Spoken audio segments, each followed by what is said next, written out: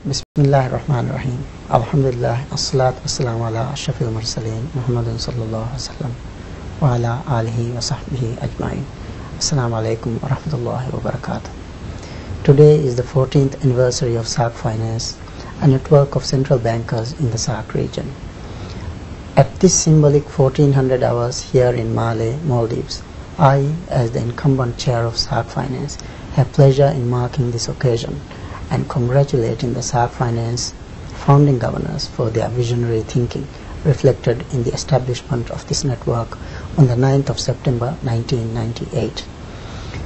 I also congratulate other governors of SAARCFinance, past and present, for their commitment to SAARCFinance during their tenure of office as governors of the network, as well as to the SAARCFinance coordinators for their commitment to the network.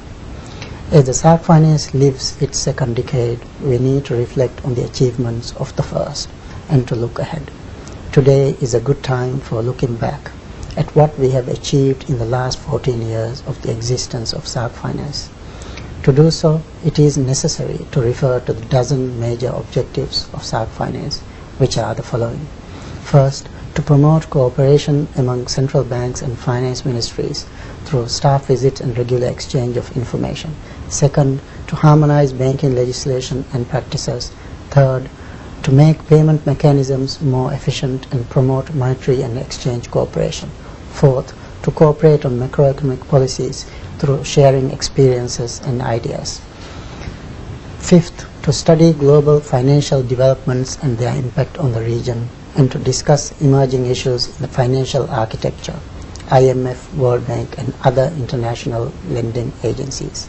Sixth, to monitor reforms of the international financial and monetary system, and to promote consensus in respect of reforms.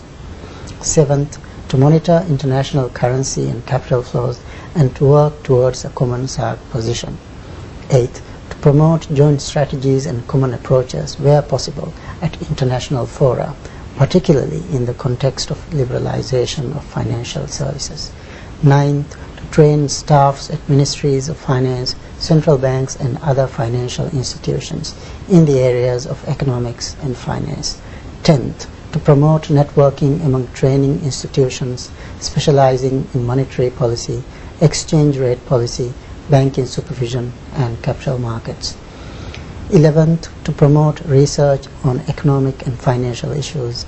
And 12th, to consider other matters on the direction or request of finance ministers, council of ministers, or other SAARC bodies.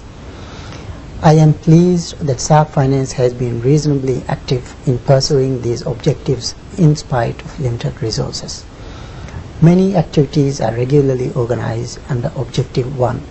Staff visits are organized from time to time by the central banks of bigger countries upon request by other central banks on a case-by-case basis.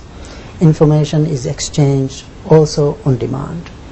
Under Objective 2, there appears to be substantial room for progress. As this is a long-term objective, an examination of how this can be achieved merits consideration, given the variety of banking legislations and practices in the region. In pursuance of Objective 3, governors established a SAARC Payment Council, SPC, in 2008.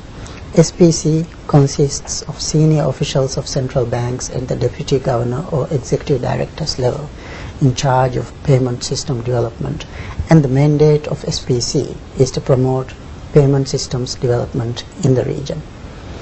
There exists room for more cooperation in promoting monetary and exchange cooperation under Objective 3.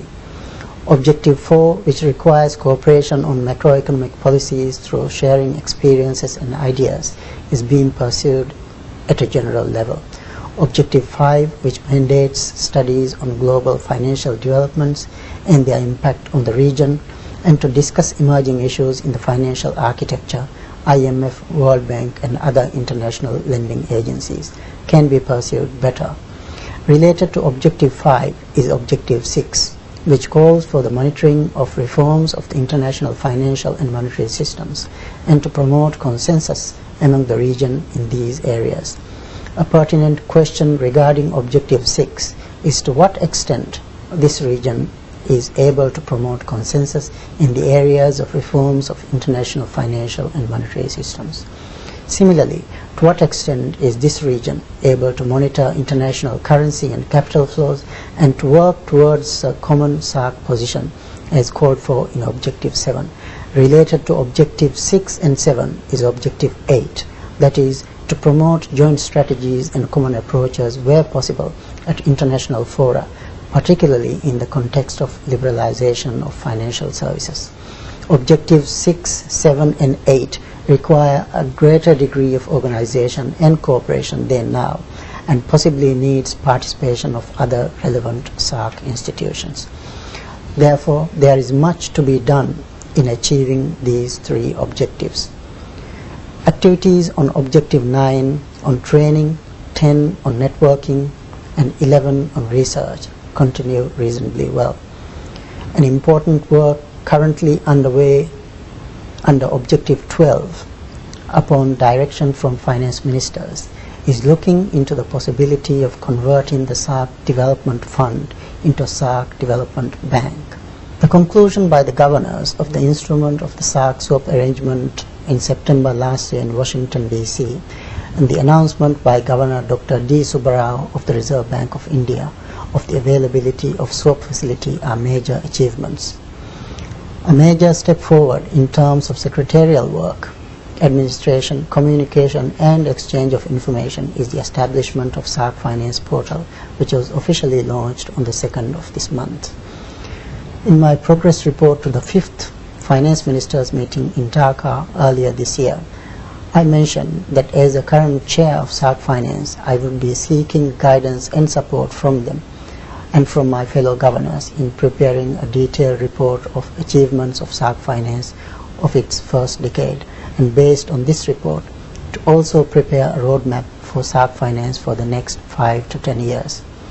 I am pleased that with guidance and support from finance ministers and fellow governors, this work is now underway. I believe that SAARCFinance has much more to offer to our peoples in this region. To do so, we have to better organize ourselves, lay out policies, strategies and action plans to coordinate much more with other relevant SAARC institutions. Yet, keeping in mind that given limited resources, we must strike a balance between bureaucratic demands and closer cooperation. In conclusion, I thank all the governors and coordinators for their unreserved commitment and support to SAARCFinance and for their excellent cooperation. I also thank all the finance ministers for their visionary thinking and guidance. I wish SAARCFinance and this region every success in their regional cooperation. Thank you.